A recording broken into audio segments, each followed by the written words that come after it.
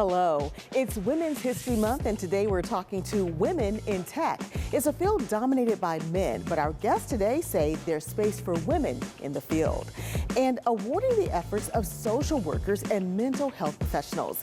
That's the purpose of the S.W.A.G Awards. The leader of that award ceremony will join us. Plus, nominations are open for another awards program. We'll talk to the founder of a project that shines a light on young leaders. So pull up a chair and meet us at the corner. Intersection starts right now.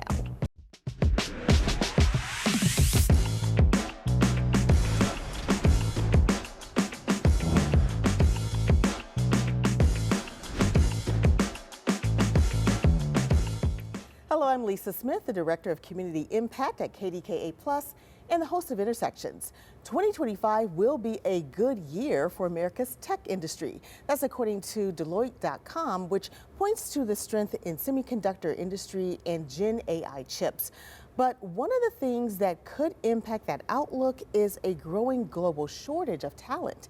Women make up about 47% of the U.S. workforce. However, in the area of computing, it's only 27%, according to 2023 numbers.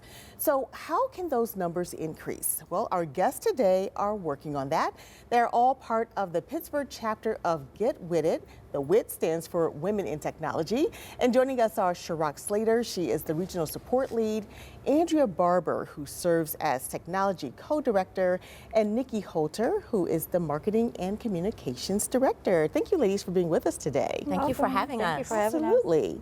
So, Nikki, let's start with you. Tell us a little bit about GetWitIt and, how you guys try to reach out to women who are interested in tech. Yes, thank you, Lisa. I am the Director of Marketing and Communications, as she mentioned, and that is my job, is making sure that there's enough brand to get around. We focus on, as being a nonprofit organization, 100% volunteer-led. We focus on supporting women, bridging the gaps, empowering others, so we can provide more job opportunities and opportunity for growth in the technology field and with more women and diversity. Yeah. So how do you try to attract women to technology, or try to build this community of women who do these types of technological jobs? That's a great question. A lot of it is events. We also put together an annual conference. It's called WitCon. It is fantastic. It's an opportunity for women to really get together, talk about the technology, the advancements, and obviously network as well, and creating job opportunities, like I mentioned, but also volunteering, sponsorship, right? We're all trying to give back to the same type of initiative here. So, Shyne, Pittsburgh obviously has seen a lot of growth in the tech sector. There's jobs out there with all these different companies. What does the landscape look like when it comes to women? Lisa, like you mentioned, 27% are women representing technology roles. That's still a very low number, right? Like, we are at GetWitIt trying to address the declining number of women in technology. So, we might see Pittsburgh as like a technology hub and things are booming, but there's still a lot of work to do, right? Like, it's an uphill battle, right? So we, together with the national board and the other chapters, we're trying to address that as best that we can. Yeah. So, Andrea, what are you seeing in terms of what women are looking for, the types of jobs or the types of areas that they're interested in? Because we were talking earlier and everybody thinks it's all about coding. And really it's not about coding, right? It isn't. There's different positions that you can do in the tech industry.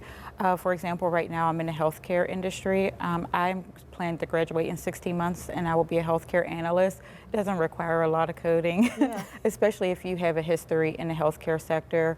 And as we also talked about, you can also be in project management, cybersecurity. So coding is not a necessity to enter the tech industry. Yeah. I also understand that there's a lot of growth in the area of AI, right? So, Shyne, tell me about that growth and women can be more prepared to enter into that area. AI, it's coming at us fast and furious, right?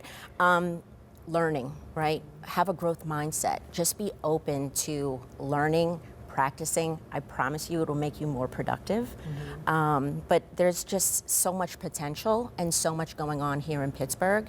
And we at GetWitIt are just trying to help women to embrace AI and do what we can to, make it more visible, right? And how are we bridging the gap between, like, there's a fear, like this whole fear of AI, and what is AI, and can I embrace it? Can I adopt it? Like, don't be afraid. Like, jump right in and give it a try. Work with other females who are leading in that area to get a a better grasp of what you can do and how it can help you. Yeah. So how do you get into AI? Like, what classes do you take, or certification that's needed? There's plenty of platforms where you can get certifications. Upskilling is very important. I will say that with any type of AI education that you pursue. I have about like 30 certifications through Coursera. There's datacamp.com. They're very interactive, and you can earn different certifications in artificial intelligence, machine learning, and different specialties and within tech, for sure. What about robotics? I mean, robotics is another area that we hear a lot about here locally. Is robotics an area that we see growing? Yeah. You think? I mean, here in Pittsburgh, absolutely, Yeah. right? Robotics is huge, and it's taking off tremendously here in Pittsburgh. So I'd say it is definitely an area where women can engage and learn and get involved. Yeah, for sure. So you guys have an upcoming event, women, women in diversity and panel, and so tell me about the event. Yeah, so it's focused on diversity, leadership. There is panel guests from BNY, also Matthews International, some of the big speakers that we have, and really focused on how do they bridge their careers, what are their inspiring stories, making connections within the event as well for the attendees, really to talk about industry influencers and those that are really driving tech to really learn from. Yeah, and when you talk about diversity in tech, I mean, obviously the numbers of women is low, but then when you talk about women of color, it's lower, even lower. How do we kind of maybe start earlier with young girls? Is that an option? Is that an idea that you guys try to utilize to try to expand women in tech? I can say from my own experience in my school district, there are STEM initiatives, heavy STEM initiatives. There's also a cybersecurity platform, or program I should say, at the high school. So yeah, the advancement of women in technology, it all starts at the younger age, right? So, and I think here in Pittsburgh, there's lots going on, and lots of different STEM initiatives at the lower ages. So it's up and coming. So we're really excited about that. Yeah, go ahead. And I really do believe it starts at the company level as well, right? Yes. Those hiring practices, also promotion, best practices. How are we giving diversity a chance? How are we giving women a seat at the table? So it does start with that inclusivity at organizations. Yeah. The other thing is, you find a lot of people who are mid in their careers, right? And they're like, oh, I think I want to switch to technology. Absolutely. Is that easy to do? What do you guys think? Isn't. I'm a mom with 3 children, 3 boys. I was in school, and I'm a little older. I don't look about a little older. So I did make a shift in my career. Like you stated, it does start younger, but I just want to motivate particularly Black women so that there can be more diversity, that you can do it. Just upskill, take your time, continue to learn. If I can do it, you can do it. Yeah. I don't know how great the numbers are, but it's between 3 and 6% of Black women are data scientists globally. I want to be part of that 6% and above, and just teach women that are starting at my age that it can be difficult, but if you can raise children and work every day, you can definitely switch careers and provide for your family and just learn new things, for sure. Yeah. I work for a Salesforce consulting firm, and Salesforce actually offers a program called Trailhead. It is free learning and training. So if you wanted to become a developer, if you wanted to get into the IT space, it is completely free service. I see so many non-traditional backgrounds coming into IT, and I feel like it's so valuable because it's industry focused, right? They know kind of the ins and outs when they talk about business processes, what needs to be done from a technology perspective. So there is opportunities, and there's coding boot camps, I think, that are very, very successful as well. But I don't believe that you need a 2-year, 4-year degree anymore. Yeah, absolutely. I just learned a new, sorry. Oh, I was going to say, I'm so sorry. We're out of time. It sounds like we have to have you guys come back and talk about this some more. But thank you all so much for coming. I hope everything goes well with your upcoming event, and we'll talk more with this, okay? Yeah, hopefully Thank we see a lot you of so ladies much. there. Yes. Okay, thank you. Thanks, Lisa. All right, well, coming up, awards and thanks for the people who help us heal. Intersections, we'll be right back.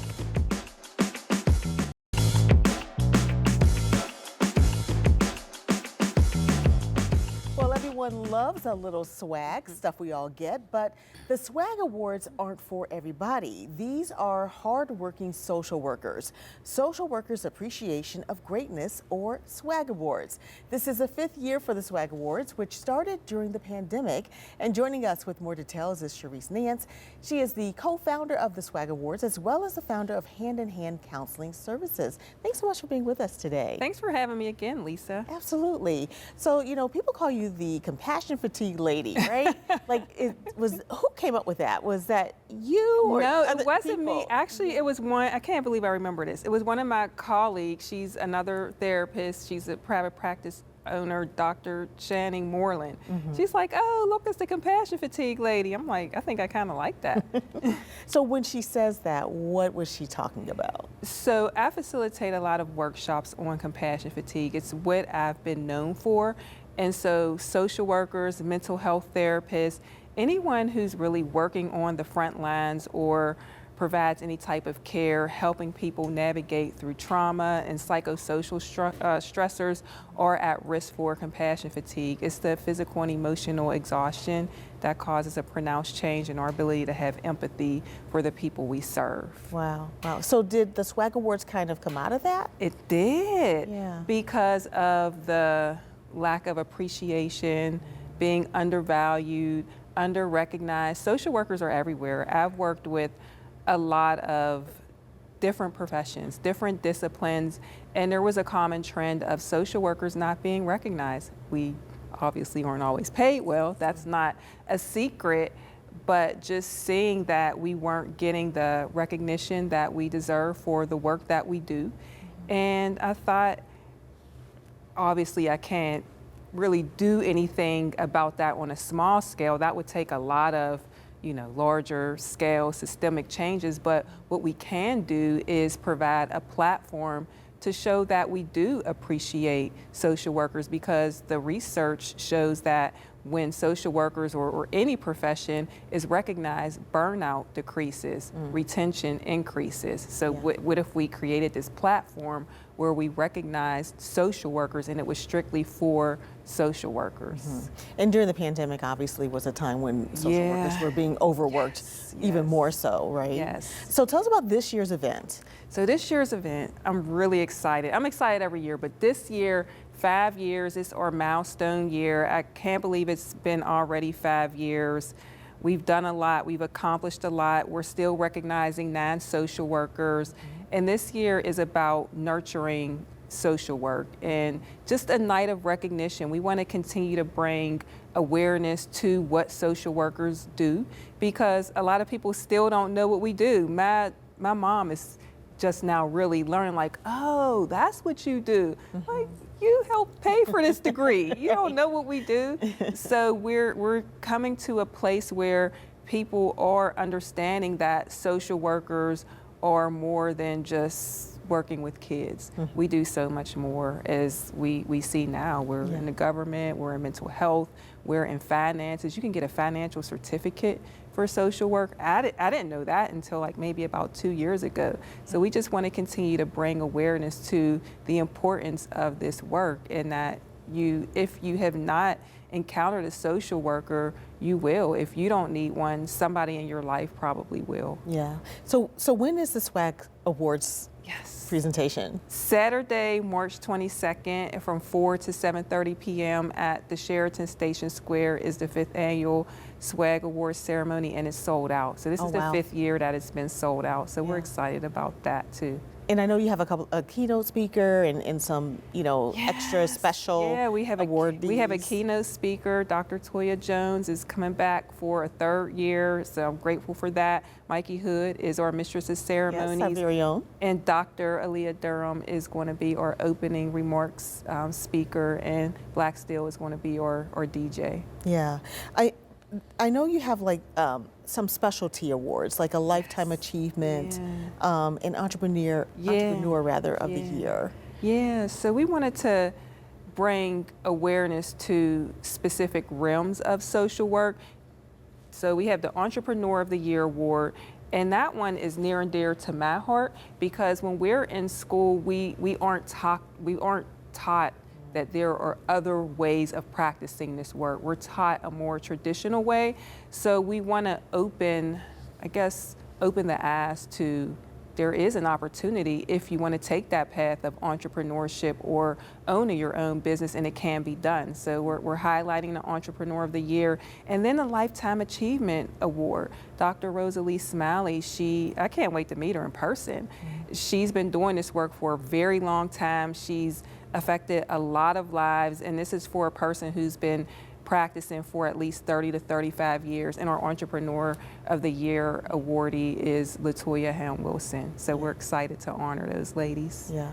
Well, it's so important, as you've said, and obviously it's a great event because everybody wants to be there. Excited, yes. But thanks for coming and talking about it, and hopefully we'll have you on a little earlier before it sells out next year. Yeah, that would be great. So other people can have a chance to attend. Thank you again. Thank you. All righty. Well, coming up, shining a light on young leaders in the community. Intersections, we'll be right back.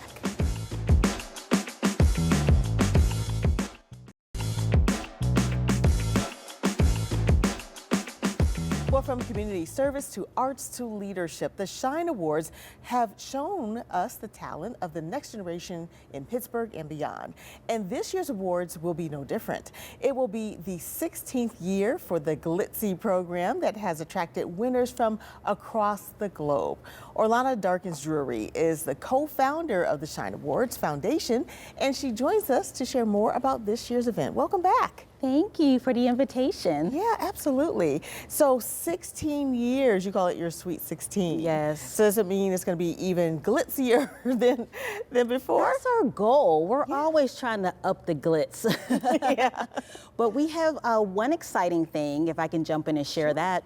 We have a partnership with Dollar Bank this year. And so for those families who are interested, their young person can apply for their own bank account.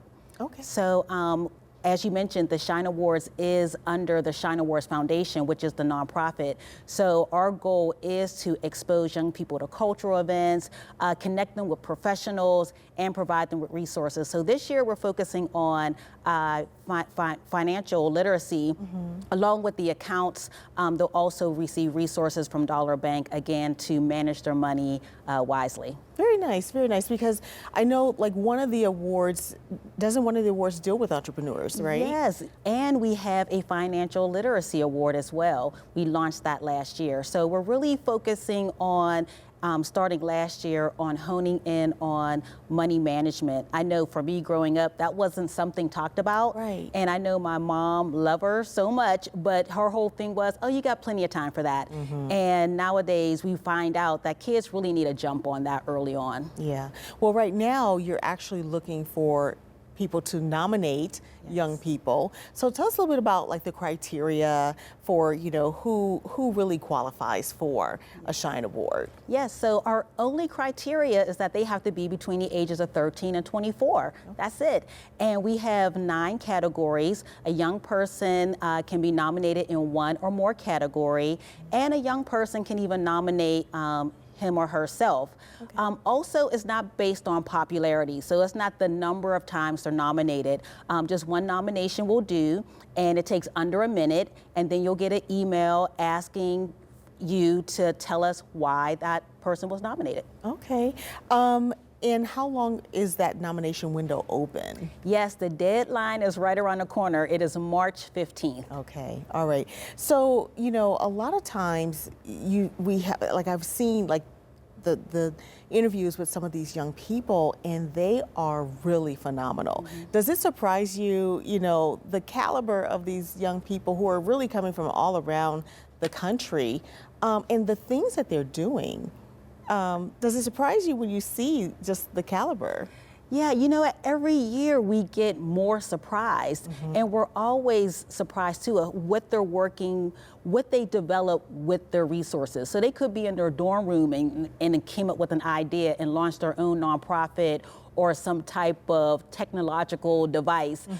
So yes, every year we are surprised, and yeah, it's just amazing that how we do see what young people do when they put their minds to it, and that's our whole mission, to change the narrative. Because unfortunately, a lot of times we only hear about a young person if they're engaged in or impacted by negative activity. So the Shyne Awards, our whole mission is to change the narrative and provide a public platform. So when young people are doing a great thing, we're not surprised. Yeah. It's a natural thing that we're used to seeing. Yeah, and talk a little bit about just the experience of it all for these young people. When they get there, there's this red carpet. I mean, it's just the whole nine. Talk a little bit about Yes, so first of all, I love that they nicknamed it the Grammys for Teens. We love that. We have a partnership with P&W BMW. They pick up our young people in luxury cars. They're transported to the red carpet experience. They are interviewed on the red carpet. Their pictures are taken. And then they go into the theater, which is heavily produced, and we celebrate and cheer them on. We also have an Educator of the Year that we do, so we're also looking for nominations for that, and a Business Award as well as a Lifetime Achievement Award, which are 3 adult awards. Yeah, so we want to just show the information again for how people can go to the website, I believe. And it is theshineawards.org, correct? Yes. All right, and they can go to that website and they can learn more about the nomination process and get those nominations in there. Yes. All right, well, thank you so much for being here and sharing that. We look forward to that awards program coming up a little later this summer. Thank you so much. All right, and I'll have my last word when we come back.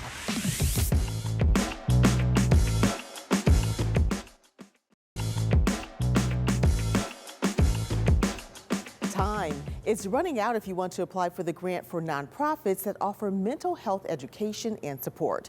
Here at KDKA, we know that mental health is health, and it's important to not just raise awareness, but to also take action. KDKA is partnering with MTV for their annual Mental Health Action Day and awarding grants to Pittsburgh area mental health nonprofits. The deadline is March 9th. If you represent or know of a nonprofit who could benefit from these grants, make a submission at mentalhealthactionday.org/grant. Thanks for your help in taking action for mental health. And thanks for watching. We'll see you next time on Intersections.